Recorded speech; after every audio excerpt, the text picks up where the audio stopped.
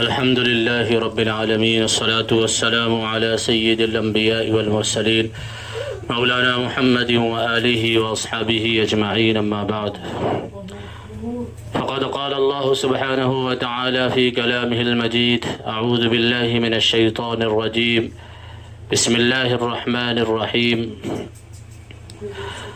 قل هذه سبيلي يدعو إلى الله على بصيرة أنا ومن اتبعني وسبحان الله وما أنا من المشركين.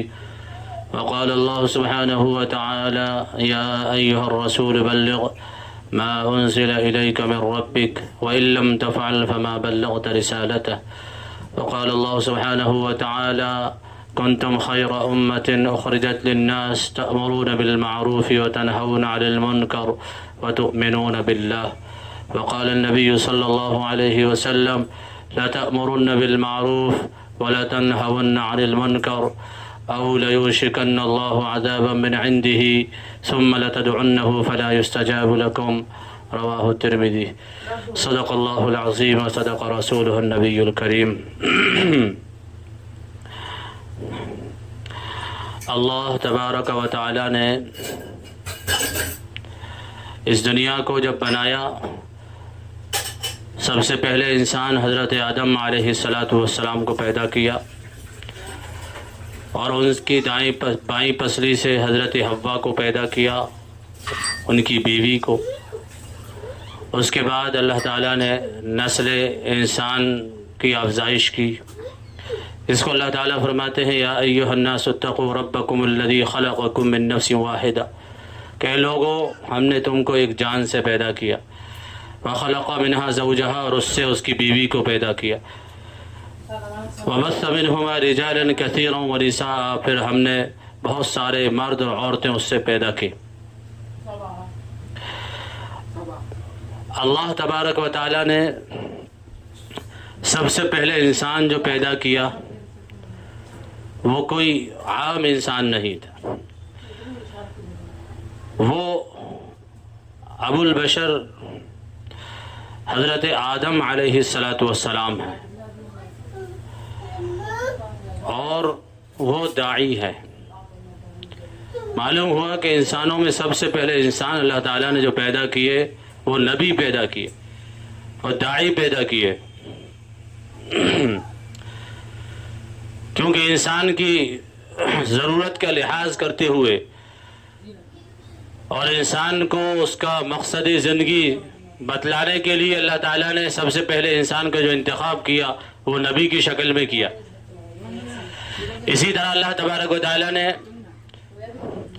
سب سے پہلے جو گھر بنایا روئے زمین پر وہ مسجد کو بنایا. ان اول بیت وضع للناس للذی ببکۃ مبارکا وہدی للعالمین، سب سے پہلا گھر روئے زمین پر جو بنایا گیا وہ ہے جو مکہ ہے. الذی، آگے فرمایا جو مبارک ہے اور لوگوں کے لیے اس میں ہدایت ہے، یعنی مسجد. سب سے پہلا گھر بھی روئے زمین پر اللہ تعالیٰ نے جو بنایا وہ مسجد کو بنایا، اللہ کے گھر کو بنایا. اس بات کو بتلانے کے لیے کہ انسان کا مرکز اور مرجع اور انسان کو ہدایت جہاں سے ملنی ہے وہ مسجد ہے. اس لیے سب سے پہلے اس کی ضرورت پیش آئی. انسانوں میں سب سے پہلے انسان کی ضرورت پیش آئی تو نبی بنایا. ایک بات. دوسری بات یہ کہ اللہ تبارک و تعالیٰ نے جو انبیاء علیہ السلام دنیا کے اندر بھیجے، مرتبے کے لحاظ سے وہ سب سے اعلیٰ ہے. سب سے افضل مقام انبیاء علیہ السلام کا ہے. انسانوں میں کوئی انسان نبی کے برابر نہیں ہو سکتا، نہ کوئی صحابی نبی کے برابر ہو سکتا ہے، نہ کوئی ولی نبی کے برابر ہو سکتا ہے، نہ قطب ابدال، کوئی بھی نبی کے برابر نہیں ہو سکتا. نبی کا مرتبہ سب سے بڑا ہے. یہ مرتبہ اللہ تبارک و تعالیٰ نے جو انبیاء علیہ السلام کو عطا فرمایا وہ ویسے ہی عطا نہیں فرمایا. اگر کسی کے ساتھ سرکاری کوئی گاڑیاں گھوم رہی ہوں، بہترین گیسٹ ہاؤس میں اس کے لیے انتظامات ہوں، नौकर चाकर उनके साथ लगे हुए हों, अच्छा वीआईपी उनके लिए इंतजामात किया जाए, तो इसका मतलब ये होता है कोई अहम आदमी है। और अहम आदमी इसलिए है कि कोई अहम जिम्मेदारियां इसके ऊपर हैं, जिसकी वजह से इतनी सिक्योरिटी और इतनी खिदमत इसकी की जा रही है। अंबिया अलैहिमुस्सलातु वस्सलाम को अल्लाह ताला ने सबसे आला बनाया, सबसे अफजल बनाया, वो इसलिए कि अल्लाह तबारक व तआला ने रुए ज़मीन पर उनको वो काम अता फरमाया जो दुनिया के कामों में सबसे आला काम है। वमन अहसनु क़ौलन मिम्मन दआ इलल्लाह, सबसे अच्छी बात उसकी हो सकती है जो लोगों को अल्लाह की तरफ बुलाए, दावत दे। और अंबिया अलैहिमुस्सलातु वस्सलाम सब के सब दाई थे। इस दावत की जिम्मेदारी की वजह से अल्लाह तबारक व तआला ने उनके मकाम को सबसे आला बनाया। खुद बारी ताला दाई हैं, और अल्लाह ताला ने जिसको दुनिया के अंदर दाई बनाया उसका मकाम सबसे आला बनाया। अल्लाह ताला कुरान करीम के अंदर लोगों को दावत देते हैं, नमाज नहीं पढ़ते, रोजा नहीं रखते, हज नहीं करते, वो तो बारी ताला है, लेकिन दावत देते हैं। कुरान करीम के अंदर अल्लाह ताला ने अपने अहकाम की तरफ लोगों को बुलाया, अपनी इताअत की तरफ लोगों को बुलाया। वो फरमाया फफिर्रू इलल्लाह, कि अल्लाह की तरफ आ जाओ, अल्लाह की तरफ भागो, दौड़ो अल्लाह की तरफ। उदखुलूहा बिसलाम, जन्नत में दाखिल हो जाओ, जन्नत की दावत दे रहे हैं, अल्लाह अपनी तरफ बुला रहे हैं बंदों को, तो दावत खुद बारी ताला देते हैं। इसलिए अल्लाह ताला ने रुए ज़मीन पर जिनको ये जिम्मेदारी अता फरमाई उनको सबसे आला बनाया, अंबिया अलैहिमुस्सलातु वस्सलाम को। अंबिया अलैहिमुस्सलातु वस्सलाम का काम लोगों को अल्लाह का तारुफ कराना, अल्लाह की पहचान कराना और दुनिया के अंदर आने का मकसद बताना। अगर अंबिया अलैहिमुस्सलातु वस्सलाम दुनिया के अंदर ना आते तो लोगों को अल्लाह की तरफ कौन बुलाता? लोगों को ये कौन बतलाता कि तुम क्यों पैदा हुए हो? क्या किसी को याद है कि हम अहद अलस्त में वादा करके आए, अल्लाह से अहद लेकर आए हैं, अलस्तु बिरब्बिकुम क़ालू बला शहिदना, कि परवरदिगार हम सिर्फ तेरी इबादत करेंगे, इसके अलावा किसी की इबादत नहीं करेंगे। किसी को याद है? कोई कह सकता है हमने अहद अलस्त में अल्लाह से क्या वादा किया था? ये सिर्फ अंबिया अलैहिमुस्सलातु वस्सलाम ने आकर याद दिलाया है। ये अंबिया अलैहिमुस्सलातु वस्सलाम का एक अजीम कारनामा है कि उन्होंने लोगों को अल्लाह का तारुफ कराया, अल्लाह को पहचानवाया। कुन्तु कंज़म मख्फिया, अल्लाह फरमाते मैं तो एक मख्फी खजाना था, मुझे कोई पहचानता ही नहीं था। फ़अरफ़्तु अन उअरफ़ा, मैंने चाहा कि मैं पहचाना जाऊं लोगों में। हदीस कुदसी अल्लाह फरमाते हैं कुन्तु कंज़म मख्फिया फ़अरफ़्तु अन उअरफ़ा, मैंने चाहा कि मैं पहचाना जाऊं। फ़ख़लक़्तुल ख़ल्क़ा, तो मैंने मखलूक़ात को पैदा फरमाया। अगर उलमा ने लिखा है कि अगर अंबिया अलैहिमुस्सलातु वस्सलाम दुनिया के अंदर ना भी आते तब भी अल्लाह की कारीगरी को देखकर, अल्लाह की कारीगरी को देखकर, जमीन और आसमान की पैदाइश को देखकर, इन पहाड़ों को देखकर, अल्लाह की कुदरत को देखकर लोग अल्लाह को पहचानते। ये उनके ऊपर जरूरी था। लोग अल्लाह को पहचानते कि इतना बड़ा आसमान ये खुद ब खुद थोड़ी पैदा हो सकता है। कोई चीज वजूद में आई है, उसका कोई पैदा करने वाला, वजूद में लाने वाला है। लोगों को पहचानना जरूरी था। कितना मुश्किल हो जाता, अंबिया अलैहिमुस्सलातु वस्सलाम ना आते फिर भी हमें पहचानना जरूरी था। अल्लाह को मानना और अल्लाह की मानना जरूरी था। लेकिन अल्लाह ने एहसान फरमाया, लक़द मन्नल्लाहु अलल मुअमिनीना इज़ बअस फ़ीहिम रसूलन मिन अनफुसिहिम। अल्लाह फरमाते हैं कि हमने ईमान वालों पर एहसान किया है। अल्लाह ने बहुत एहसान किए बंदों पर, लेकिन अल्लाह एहसान को जतलाते नहीं है। खास तौर से अल्लाह ताला ने इस एहसान को जतलाया और बतलाया कि हमने इंसानों पर एहसान किया है। लक़द मन्नल्लाहु अलल मुअमिनीन इज़ बअस फ़ीहिम रसूलन मिनहुम, कि हमने उनमें से उन्हीं में से रसूल भेजा, रसूलन मिनहुम यानी इंसानों में से रसूल भेजा। अगर ये रसूल इंसानों के अलावा फरिश्तों को बनाते تو وہ نمونہ نہیں بن سکتے تھے. وَلَوْ جَعَلْنَاهُ مَلَكًا لَجَعَلْنَاهُ. اللہ فرماتے ہیں اگر ہم فرشتے کو رسول بنا دیتے رجلا وَلَلَبَسْنَا عَلَيْهِمْ مَا يَلْبِسُونَ, تو لوگوں کو تشویش ہوتی کہ فرشتے رسول بن گئے. ہم میں سے کوئی رسول ہوتا تو ہم مانتے, کیونکہ ہم رسولوں کو پہچانتے ہیں, اور یہ جس چیز کی طرف ہم کو بلا رہے ہیں اللہ کی عبادت کی طرف, اللہ کی اطاعت کی طرف, یہ ہمارے لیے محال ہے. ان کے لیے تو آسان ہے کیونکہ یہ فرشتے ہیں, نہ ان کو شادی بیاہ کی ضرورت ہے, نہ معاشرت کی ضرورت ہے, نہ کھانے پینے کی ضرورت ہے. فرشتے ہیں, ان کو تو پیدا ہی عبادت کے لیے کیا ہے اور کوئی کام ہی نہیں ہے. تو فرشتوں کی اتباع کرنا لوگوں کو مشکل ہوتا, وہ نمونہ نہیں بنتے. اس لیے اللہ تبارک و تعالیٰ نے فرمایا کہ ہم نے احسان کیا مومنوں پر کہ ہم نے رسول بھیجا, انہی میں سے بھیجا تاکہ وہ نمونہ بنے کہ دیکھو یہ بھی کھاتے ہیں, یہ بھی پیتے ہیں, یہ بھی سوتے ہیں, اور یہ بھی شادی بیاہ کرتے ہیں, ان کی بھی اولاد نسلیں ہوتی ہیں, اور یہ بھی اللہ کی عبادت اطاعت کرتے ہیں, اور اسی کی طرف ہم کو بلا رہے ہیں. تو رسولا من انفسہم, کہیں فرمائے رسولا منہم یتلو علیہم آیاتہ ویزکیہم ویعلمہم الکتاب والحکمہ, جو ان پر اللہ کی آیات کی تلاوت کرتے ہیں, یعنی اللہ کے احکامات پڑھ پڑھ کر ان کو سناتے ہیں. یتلو علیہم آیاتہ ویزکیہم, اور ان کا تزکیہ کرتے ہیں, ان کے دلوں پر محنت کرتے ہیں, دلوں کی گندگیاں نکالتے ہیں, اللہ کی محبت ان کے دلوں کے اندر پیدا کرتے ہیں. وَيُزَكِّيهِمْ وَيُعَلِّمُهُمُ الْكِتَابَ وَالْحِكْمَةَ, اور کتاب اور حکمت کی تعلیم دیتے ہیں. یہ تین کام ہے جو انبیاء علیہم السلام کی بعثت کے مقاصد میں سے ہے. یتلو علیہم آیاتہ ویزکیہم ویعلمہم الکتاب والحکمہ. اس لیے علماء نے لکھا ہے کہ تینوں کام, دعوت و تبلیغ, مدارس اور خانقاہیں, یہ انبیاء علیہم السلام کے مقاصد میں سے تھی جو اللہ نے اس آیت کے اندر بیان فرمائی. اس لیے ان تینوں کا وجود امت کے لیے بہت ضروری ہے. ان تین راستوں سے امت کو ہدایت ملے گی, ان تینوں چیزوں کا بقا ضروری ہے. یہ تین مقاصد اللہ نے بیان فرمائے. تو اللہ تبارک و تعالی نے انبیاء علیہم السلام کو بھیجا, اور سب سے آخر میں نبی پاک علیہ السلام کی بعثت ہوئی.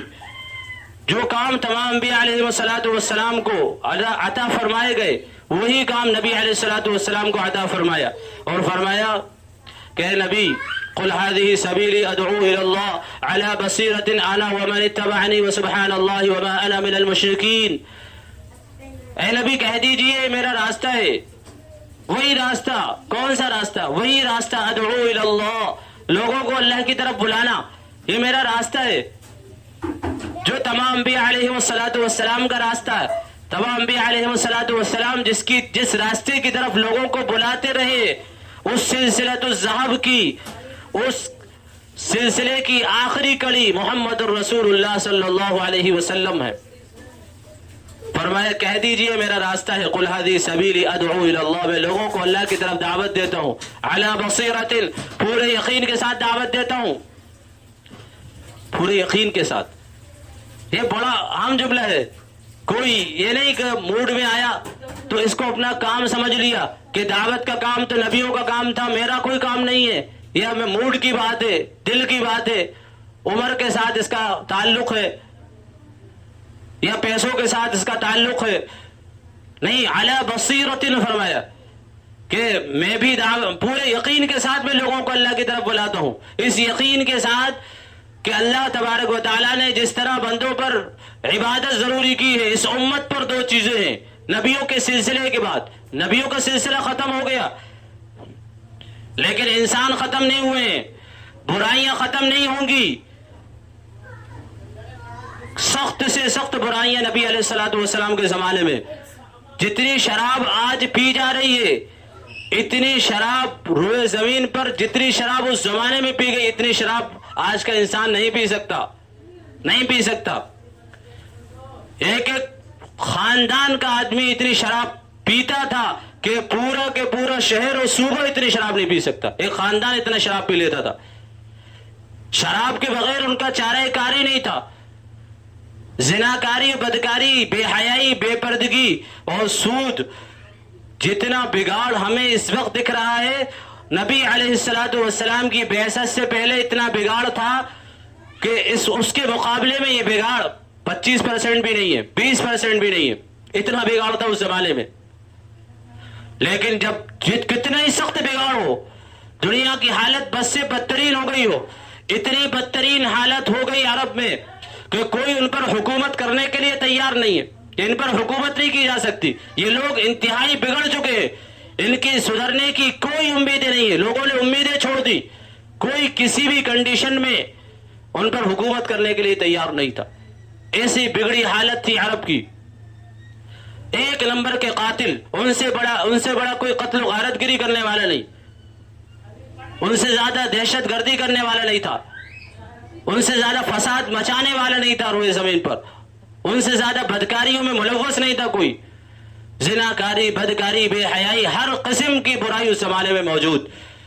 لیکن نبی علیہ الصلوۃ والسلام کو اللہ نے بھیجا، اللہ کو ترس آئے اس امت پر، انسانوں کی حالت پر، نبی علیہ الصلوۃ والسلام کو بھیجا، اور 23 سال کے قلیل عرصے میں نبی علیہ الصلوۃ والسلام نے اس سرزمین کو اسلامی چھاؤنی میں تبدیل کر دیا۔ وہاں جو لوگ کٹر برائیوں کے اندر مبتلا ہیں، اسلام سے دور ہیں، اب وہ جو ایک دوسرے کی جان لینے والے ہیں، وہ ایک دوسرے کے لیے جان دینے والے بن گئے۔ جتنی ان میں برائیاں تھیں اس سے زیادہ اچھائیاں ان کے اندر آ گئی۔ نبی علیہ الصلوۃ والسلام کی 23 سال کے قلیل عرصے میں، 23 سال ہوتے کتنے؟ ارے جو 60 سال کا ہو گیا اس سے پوچھو 23 سال کتنے ہوتے؟ ہم نے 23 سال میں کتنے نمازی بنا لیے، کتنوں کی شراب چھڑوائی، کتنی بے حیائی کا سد باب کیا ہم نے، کتنی بے دینی کو ختم کیا ہم نے اپنی عمر میں۔ لیکن نبی علیہ الصلوۃ والسلام کا کارنامہ دیکھیے کہ 23 سال کے قلیل عرصے میں نبی علیہ الصلوۃ والسلام نے دنیا کی کایا پلٹ دی، اور ایسا کام کر کے گئے، اور ایسا کام دے کر گئے، ایسا مشن چلا کر گئے کہ آج تک بھی چل رہا ہے اور قیامت تک چلتا رہے گا۔ یہ نبی علیہ الصلوۃ والسلام کا اخلاص اور نبی علیہ الصلوۃ والسلام کی وہ محنت اور وہ ذمہ داری جو اللہ نے آپ کو سونپی تھی، اس کی دیانت داری ہے، اور اس کو امانت داری کے ساتھ کرنے کا نتیجہ ہے کہ آج تک اس کام کو اللہ تبارک و تعالیٰ چلا رہے۔ دعوت کا کام، وہی دعوت کا کام، لوگوں کو اللہ کی طرف بلانا، اللہ کے احکامات لوگوں تک پہنچانا۔ وما اسألکم علیہ من اجر ان اجری الا علی اللہ، میں تم سے اس دعوت و تبلیغ پر کوئی اجر نہیں چاہتا، میرا اجر تو اللہ کے پاس ہے۔ یہ ہر نبی نے کہا۔ تو علی بصیرت، وہی کام جو نبی علیہ الصلوۃ والسلام کو عطا فرمایا گیا، آپ سے پہلے انبیاء علیہ الصلوۃ والسلام کو عطا فرمایا گیا، وہی کام نبوت کا سلسلہ ختم ہونے کے بعد اس امت کے سپرد ہوا ہے۔ علی بصیرت، اس یقین کے ساتھ میں کام کرتا ہوں، اس یقین کے ساتھ میں لوگوں کو دعوت دیتا ہوں، یہ ہے علی بصیرت۔ آگے فرمایا انا ومن اتبعنی، کہ میں بھی دعوت دیتا ہوں، اور جن لوگوں نے میری اتباع کی ہے وہ بھی لوگوں کو اللہ کی طرف دعوت دیتے ہیں۔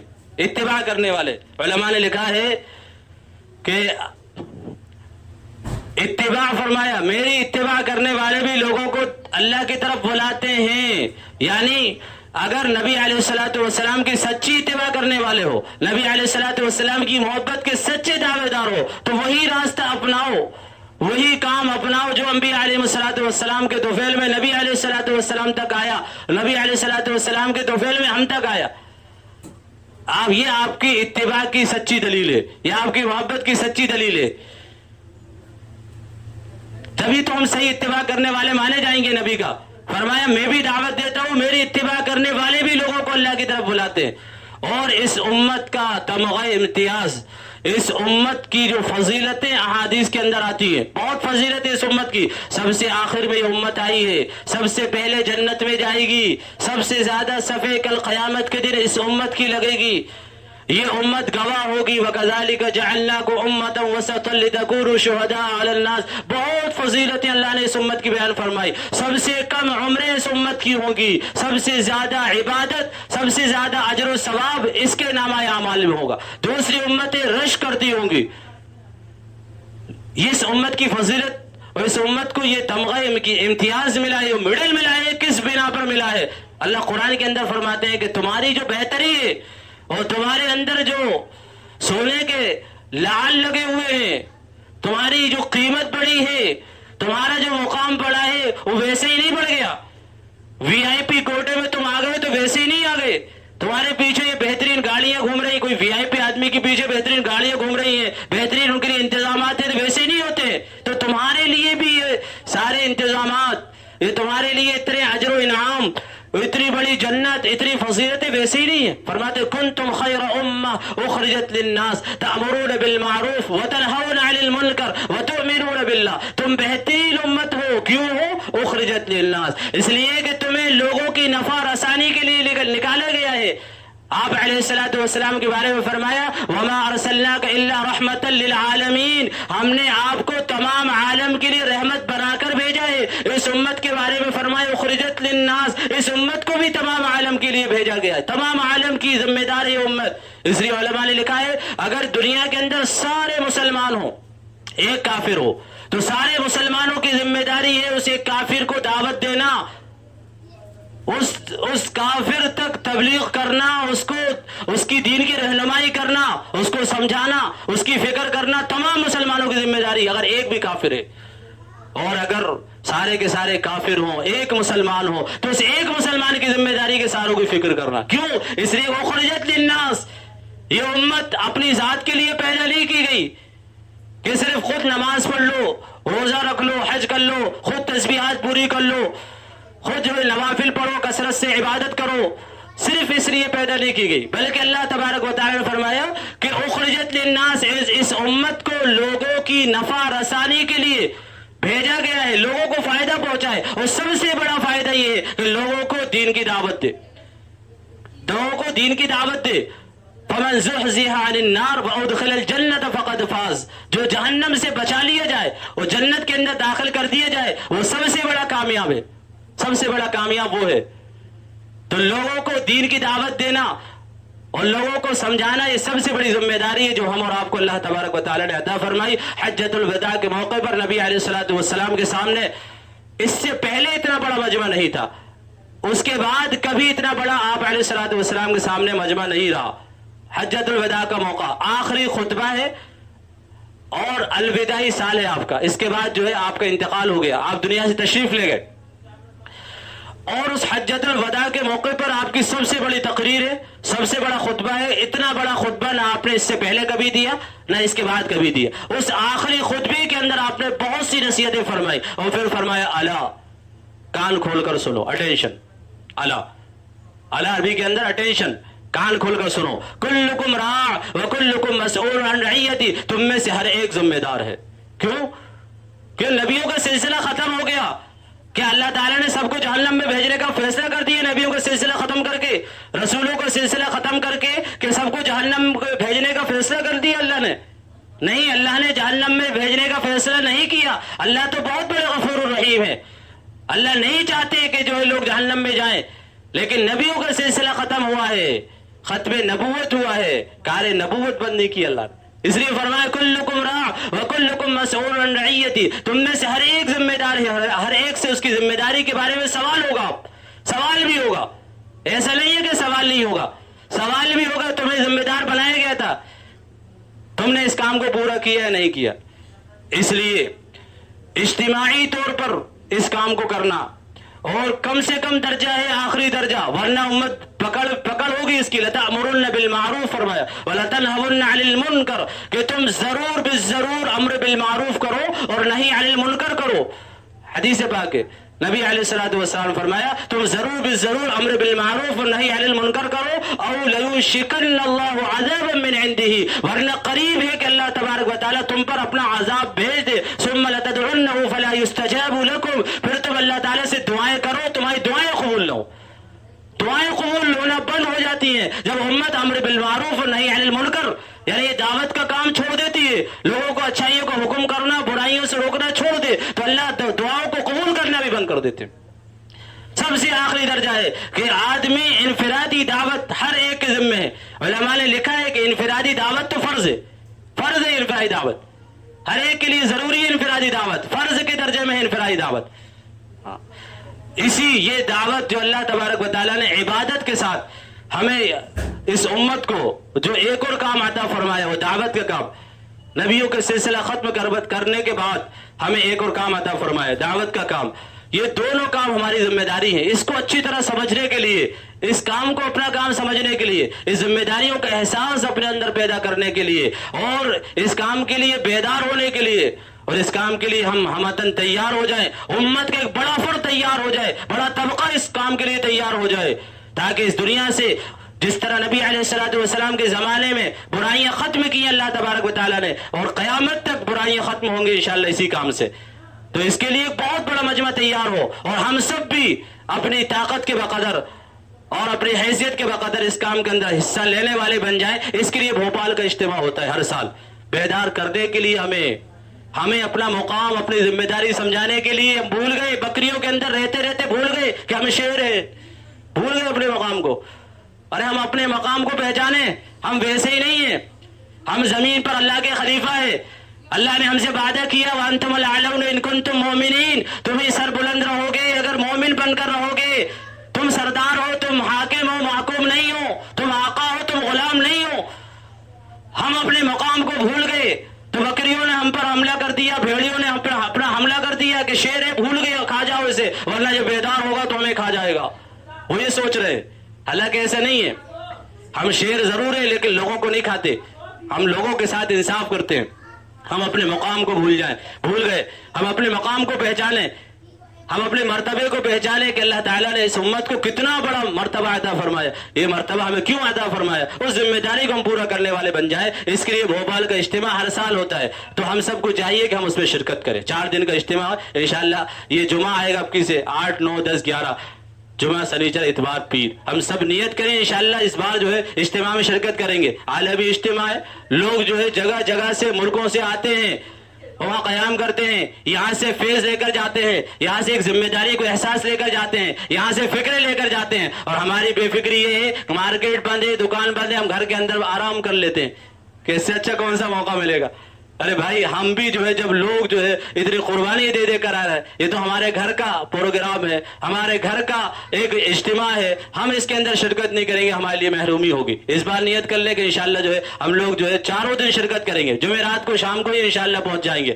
بہت کچھ بدلاؤ اللہ تبارک و تعالیٰ اس اجتماع کے ذریعے سے لاتے ہیں، اور آتا ہے امت کے اندر ایک نئی تازگی پیدا ہوتی ہے، نئی امنگیں پیدا ہوتی ہیں، کام کرنے کا سلیقہ اور ذمہ داری کا احساس پیدا ہوتا ہے۔ جو اس کام کے اسپیشلسٹ ہیں، جو اس کام کو کرنے والے ہیں پوری دنیا کے اندر، جن کی رہنمائی میں کام چل رہا ہے، اور جن کی سرپرستی میں پوری دنیا کے اندر کام چل رہا ہے، پوری دنیا کے حالات ان کے سامنے ہیں، ان حالات کو مد نظر رکھتے ہوئے وہ جو ہماری رہنمائی کرتے ہیں، جو ہمیں راستہ دکھلاتے ہیں، کام کرنے کا طریقہ اور سلیقہ بتلاتے ہیں، اس سے ہمارے اندر امنگیں پیدا ہوتی ہیں، ہمارے اندر نئے جذبات پیدا ہوتے ہیں، اپنی ذمہ داری کا احساس پیدا ہوتا ہے، ہماری فکریں بیدار ہوتی ہیں۔ اس لیے ہم ضرور انشاءاللہ اس بار شرکت کریں گے۔ وآخر دعوانا الحمدللہ رب العالمین۔